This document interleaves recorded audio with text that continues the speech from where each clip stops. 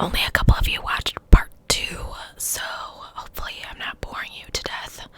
But I'm thinking that it's gonna end up being parts 3 and 4 because this is page 32 and there's 60 pages, and I do not think I'm gonna fit all of that in one video, so I'm just gonna get started. Mary Kelly. For the 8 months prior to her death, Mary Kelly had been renting a room at 13 Miller's Court off of Dorset Street.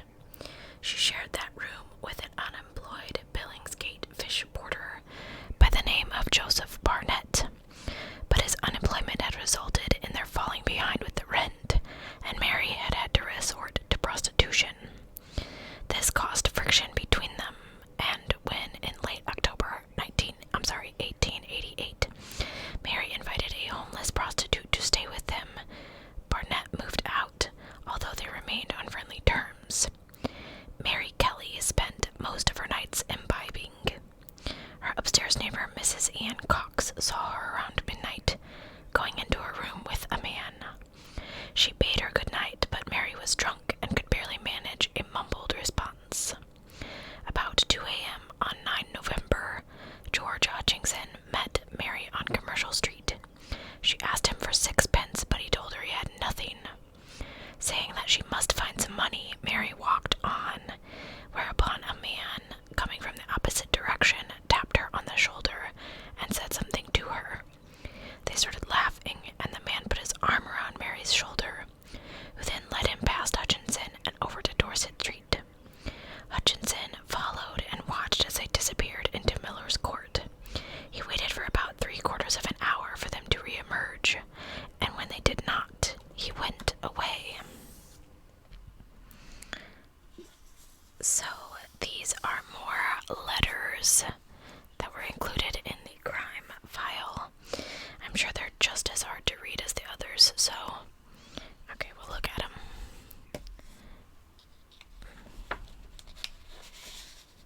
Yeah. You can't, here, let me see. I can tell that it says confidential, but that's it. Handwriting.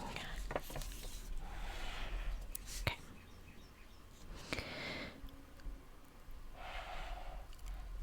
A little before 4 a.m., several neighbors heard a cry of, "Oh, murder," but presuming it to be either domestic violence or a drunken brawl, they ignored it. At 10:45 a.m., Mary Kelly's landlord, John McCarthy, sent his assistant, Thomas Power, to collect her overdue rent. Getting no reply when he knocked on her door, Boyer looked through the window and beheld a horrendous sight. 2 lumps of flesh lay on the bedside table.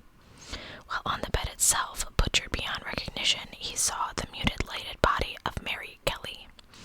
Power went to fetch John McCarthy, who, having looked into the gloomy room, pulled back in horror. "The sight we saw, I cannot drive away from my mind," he later recalled. "It looked more like the work of a devil than of a man. I declare to God I never expected to see such a sight as this, and I hope I may never see such a sight again." Police were soon converging on Miller's Court, and the divisional police surgeon, Dr. George Baxter Phillips, arrived at 11:15 a.m. A quick glance through the window was sufficient enough to satisfy him that the victim was beyond medical help. Inspector Aberline was at the scene by 11:30, but it would be another 2 hours before officers entered the tiny room. The delay was caused by a mistaken belief that bloodhounds were to be brought and put on to the scent of the killer. However, at 1:30 p.m., Superintendent Arnold brought the news that the hounds were not coming, and he ordered the door be forced open. Few officers who saw the awful glut in Miller's Court would forget the experience. All of the skin had been carved from Mary Kelly's thighs and abdomen. Her abdominal cavity had been emptied of its viscera. The breasts had been cut off, her arms mutilated, and her face hacked beyond recognition. Her neck had been severed to the bone. The liver lay between her feet. The uterus and kidneys together with one breast were under her head, and the other breast by her right foot.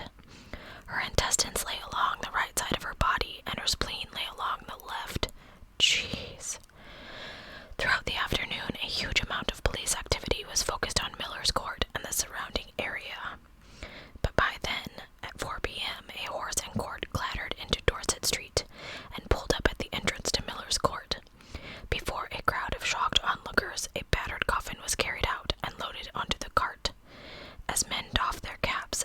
shed silent tears, the body of Mary Kelly was removed to Shoreditch Mortuary, and as darkness descended, wooden boards were nailed across the doors and windows of her room. That's crazy. More murders. In the early hours of 20 December 1888, the body of Rose Milet was found in Clark's Yard, Poplar. Although her injuries were not suggestive of Jack the Ripper, and she is not generally held to be one of his victims, her name was included on the list of Whitechapel murders. However, it would be another 7 months before the possibility of Ripper's return would be raised. At 12:50 a.m. on 17 July 1989, PC Walter Andrews was walking his beat along Castle Alley when he found the still warm body of prostitute Alice Mackenzie lying on the pavement with her throat cut. Her skirts had been raised, exposing her abdomen, along which ran a zigzag, albeit superficial, wound. The divisional police surgeon, Dr. George Baxter Phillips, was summoned, and having examined the body, he pronounced life extinct. He later reported that the injuries did not suggest to him that this was the work of Jack the Ripper. There was, however, a disagreement as to whether Mackenzie's murder marked the Ripper's return. James Monroe, who had taken over as police commissioner, was at the scene a little after 3 a.m. Later that day, he informed the Home Office that every effort would be made to discover the murderer, who I am inclined to believe is identical with the notorious Jack the Ripper of last year. Dr. Thomas Bond, who examined the body at the mortuary, was also of the opinion that the injuries suggested that this was another Ripper killing. Dr. Phillips, however, insisted that the wounds were not severe enough to suggest a Jack the Ripper-style killing. Dr. Robert Anderson, who was away on holiday at the time, later stated that the murder of Alice Mackenzie was by another hand. He even suggested that Monroe had later changed his opinion and come to believe that her murder was an ordinary murder and not the work of a sexual maniac. 2 months later, on September 10th, 1889, the legless torso of a woman was found beneath a railway arch in Pigeon Street. Although there was a gash across the abdomen, it was soon apparent that this had been inflicted in the course of dismemberment, as opposed to it being a deliberate mutilation, and so it was concluded that this was not a Ripper killing. The final Whitechapel murders victim was Frances Coles, who is pictured here. Her body was found at 12:15 a.m. on 13 February 1891 in Swallow Gardens, a dark passage that ran under a set of railway arches.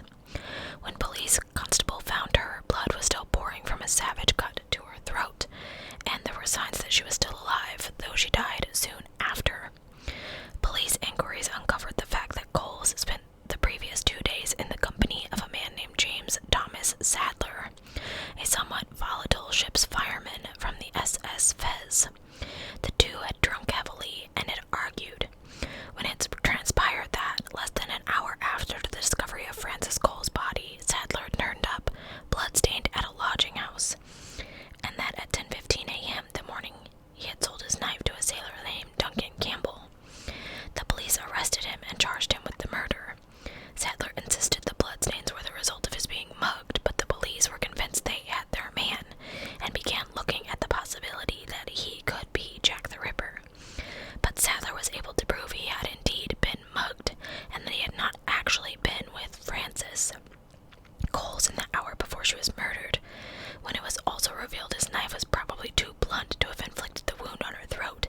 The case against him collapsed. He was also able to prove that he had been at sea when some of the other murders had occurred. On 27 February 1891, the jury at the inquest into the death of Frances Coles returned a verdict of murder against some person or persons unknown, and 4 days later, proceedings against Sadler were dropped.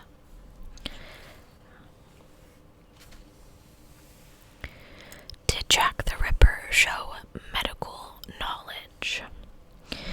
There is considerable debate over whether or not Jack the Ripper demonstrated any medical knowledge in the course of his killings. It was certainly a question that was raised at the inquests into the deaths of the victims, and the majority of the doctors who gave evidence, while generally agreeing he did show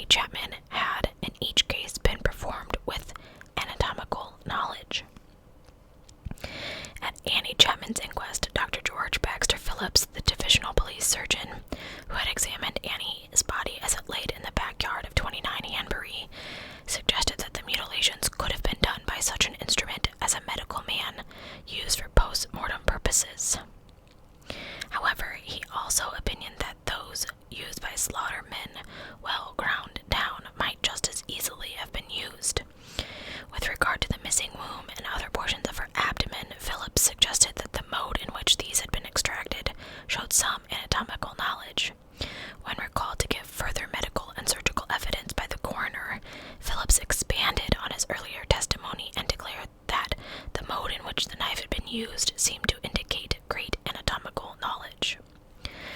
Summing up at Annie's inquest, Coroner Baxter was adamant that her injuries had been made by someone who had considerable anatomical skill and knowledge.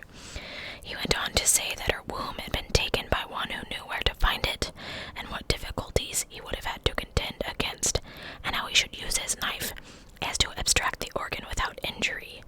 No unskilled person could have known where to find it or have recognized it when it was found.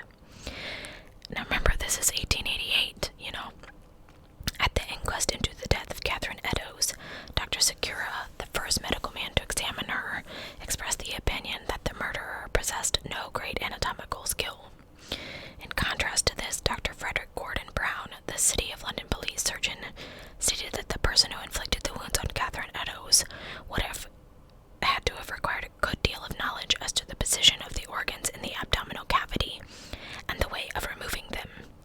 He also believed her murderer would have required a great deal of knowledge as to the position of her left kidney in order to have removed it. But such knowledge, he stated, could have been possessed by someone accustomed to cutting up animals. What? Never mind. The final medical man to express an opinion on the question of anatomical knowledge at Catherine Eddowes' inquest was Dr. William Cedric Saunders, who had assisted at her post-mortem. He was adamant that the wounds showed no sign of having been inflicted by a person with great anatomical skill. The main dissenting voice on the issue of the murder possessing any anatomical or surgical knowledge was that of Dr. Thomas Bond, police surgeon for the Metropolitan Police's A Division, who, in the aftermath of Mary Kelly's death, prepared a report on all of the murders. According to Bond, the mutilations were inflicted by a person who had no scientific nor anatomical knowledge, not even the technical knowledge of a butcher or a horse slaughterer, or any person accustomed to cutting up dead animals. So with the exception of Dr. Thomas Bond, all the doctors who examined the victims' bodies were of the opinion that the basic grasp of anatomy was demonstrated by the killer, although their opinions differed as to the depth of his anatomical knowledge.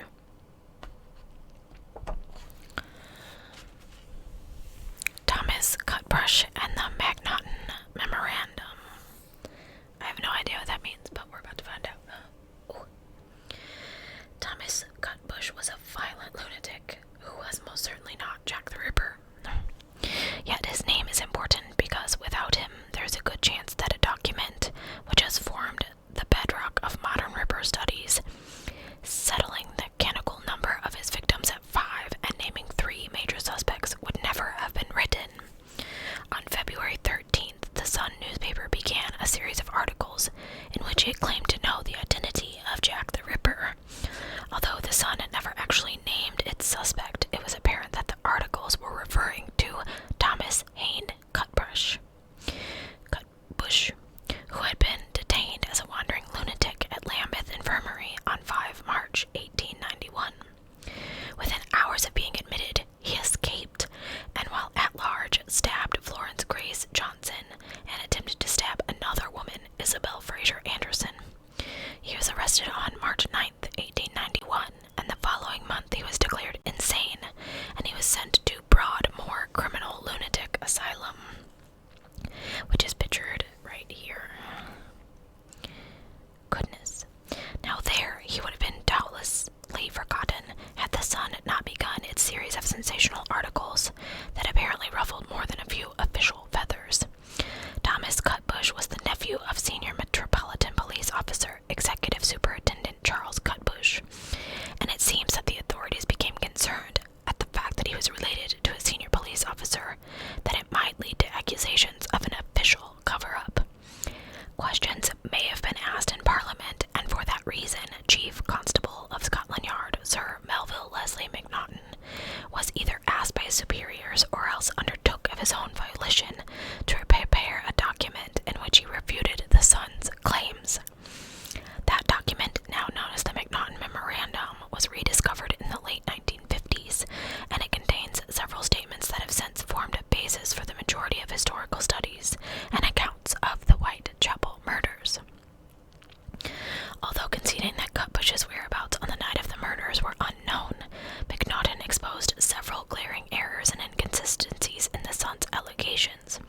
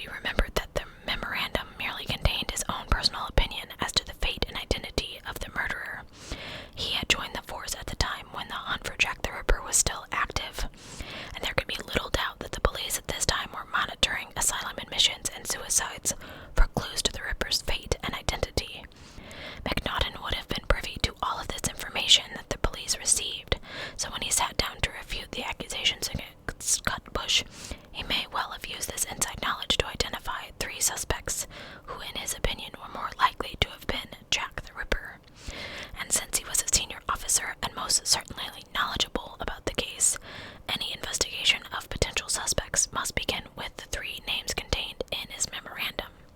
This is him, Mr. Macnaghten.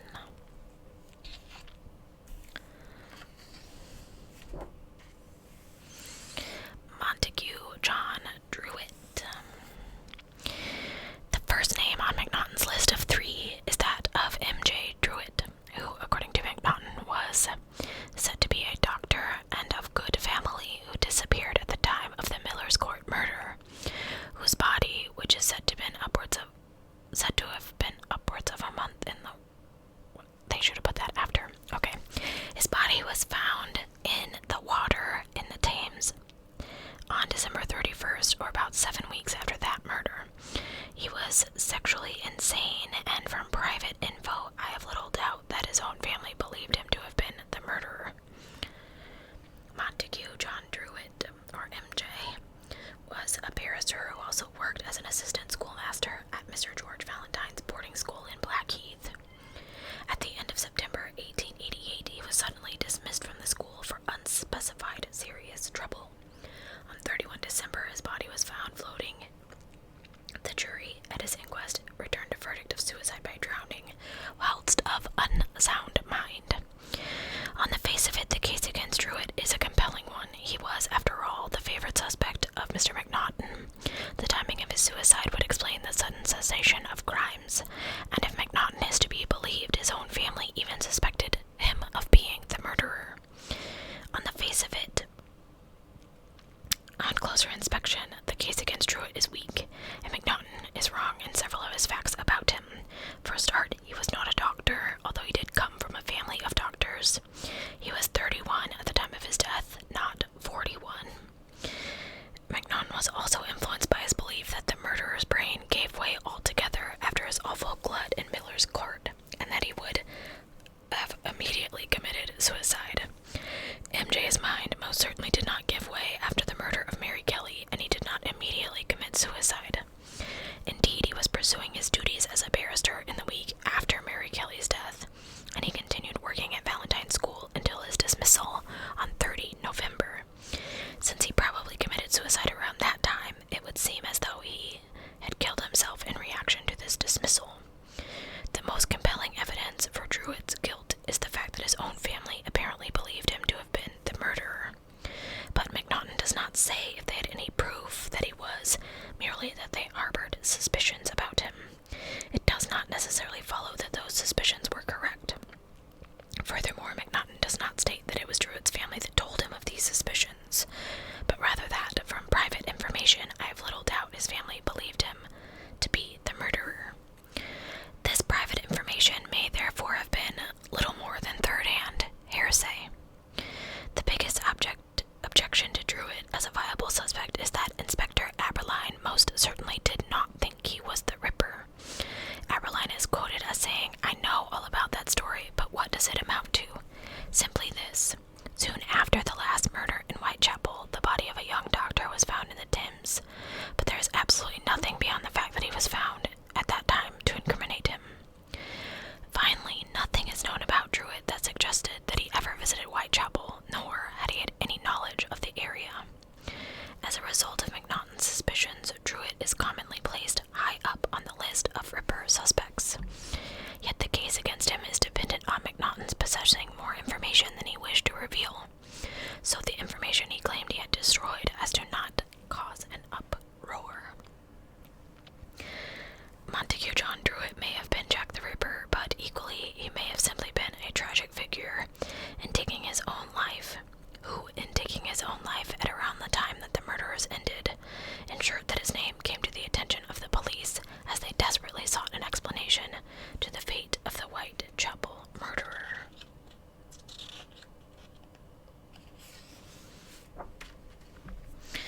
Aaron Kosminski, the second name to appear on the memorandum. He was, according to Macnaghten, a Polish Jew and a resident in Whitechapel. This man became insane owing to many years of indulgence in solitary vices. He had a great hatred of women, especially of the prostitute class, and had a strong homicidal tendencies. He was removed to a lunatic asylum about March of 1889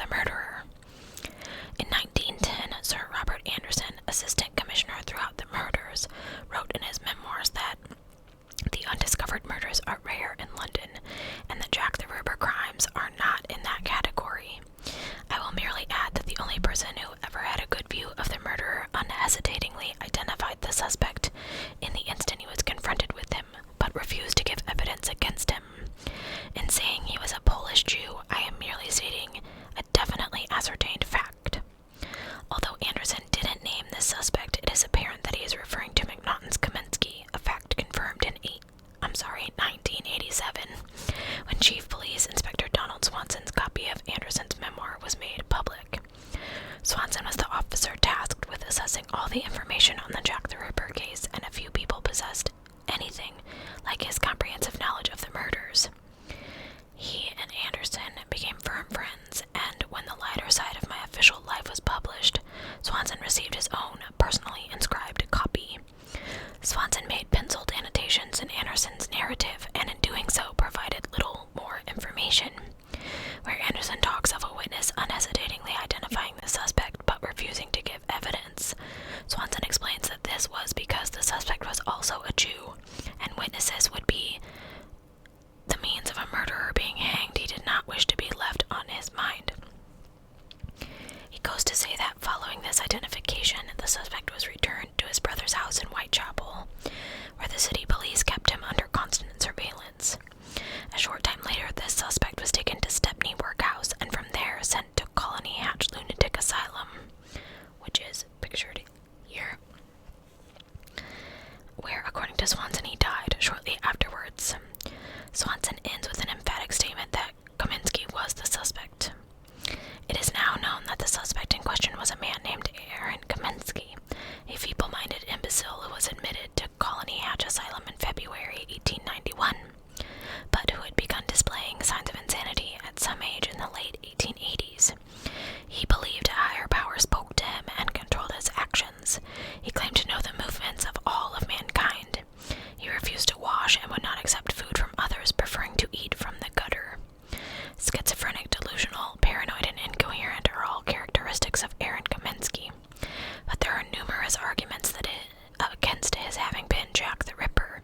Swanson apparently knew little about his fate, as Kosminski did not, as Swanson claimed, die shortly after being admitted to Colony Hatch.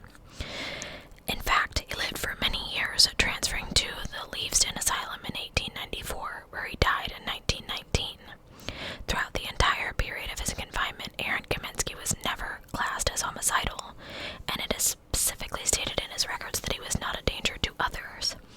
Some of his notes state that he was excitable, but only the mention of his being violent was that he once grabbed a chair and made to strike an attendant with it. Anderson and Swanson were the two highest ranking, it's so hard to read with the little spots, officers with direct responsibility for the Ripper investigations, and they were both in a position to know the evidence against the suspects, and yet, unless they were referring to a different Kosminski, or there is more information about him that has yet to come to light, there is little evidence to link Aaron Kosminski to the Jack the Ripper murders. I think we'll read this guy, and then maybe we'll stop, because that will put us on 46.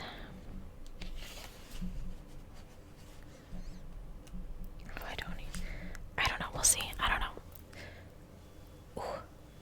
It's so hard to sit leaning over to read. Something is beeping.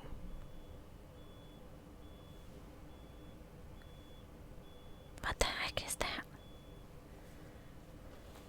It's a bomb. I'm kidding. I don't even know. Okay, hopefully it wasn't too loud. Oh. No, we're still gonna beep.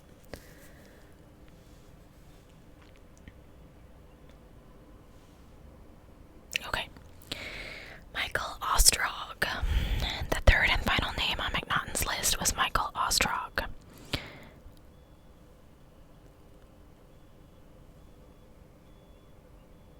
What? Okay.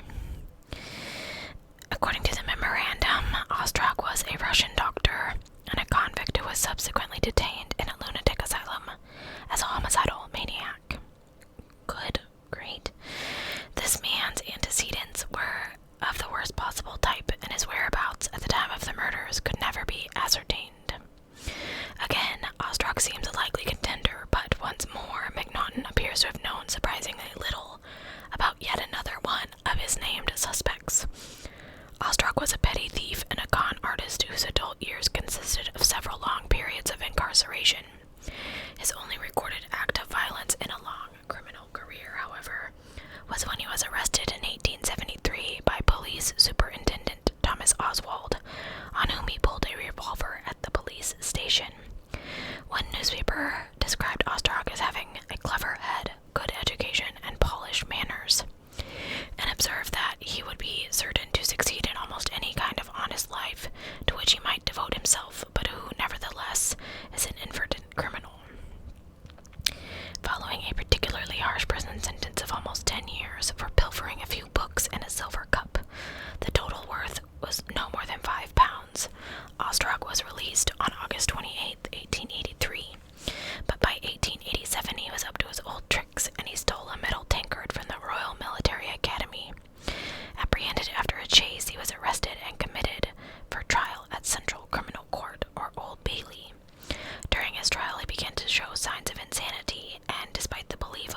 police officers and doctors that he was shamming it.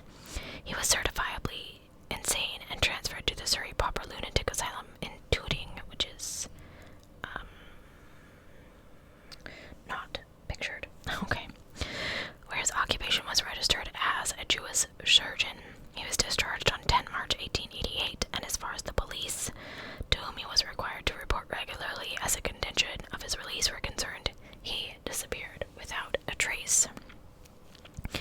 Later that year, at the height of the Ripper scare, when consensus among the police detectives was that they were looking for a lunatic with medical knowledge, they began looking into all the asylum releases that might coincide with the start of the murders. And it may have been this search that brought Ostrog's name into the investigation, and which later encouraged Macnaghten to include him on his list of 3. Certainly, Ostrog's failure to report to the police led to his name and description being published in the Police Gazette on October 26, 1888. The description concluded with the warning that special attention is called to this dangerous man. Following another appeal in the Police Gazette, Ostrog was apprehended April 17, 1891. Certified insane, he was sent to Banstead Lunatic Asylum, where it was reported that he was suicidal but not dangerous to others. Significantly, Macnaghten asked the medical officer at Banstead to inform the police if Ostrog was discharged. This happened in 1893, and he promptly returned to a life of thievery, resulting in several more prison terms. He is last heard of being released from prison under license on 17 September 1904, after which he disappears from the records. There is nothing in Ostrog's long criminal career to suggest that he was homicidal, and there are no records of him ever attacking women. Furthermore, it seems highly probable that his failure to report to the police following his release was because he decided to try his luck in France, where he was arrested under one of his many aliases and held in custody from 26 July 1888 to 18 November 1888, on which date he was brought to trial. Given a 2-year prison sentence, he was held in the lunatic wing of a French prison until his release in 1890 November. Since this is the crucial period over which the Ripper murders occurred, this would tend to rule him out as a suspect. This is Michael here, in case you didn't think so. Let's see. Alright,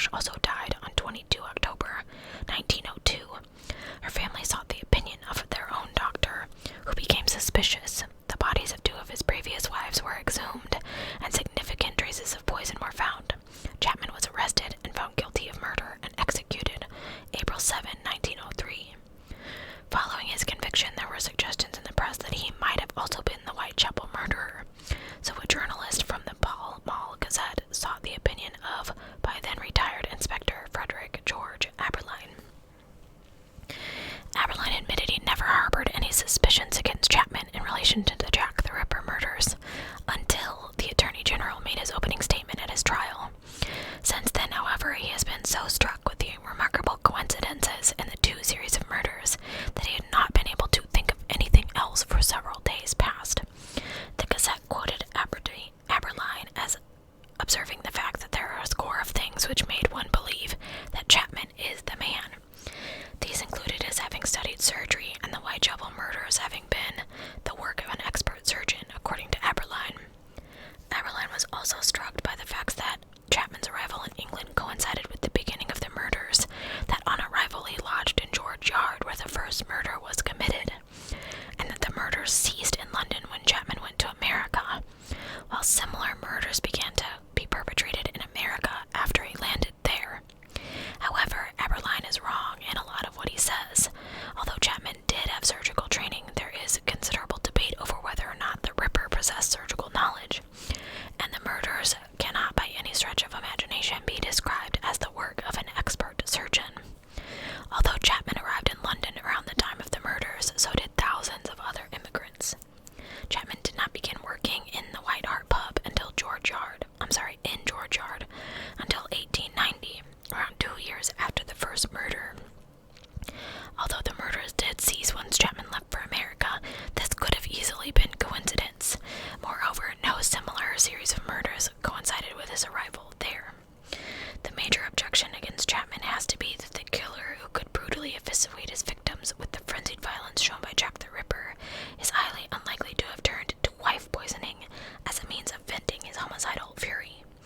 Even though, as Aberline pointed out, a man who could watch his wives being slowly tortured to death by poison as he did was capable of anything, it seems improbable that Chapman was Jack the Ripper.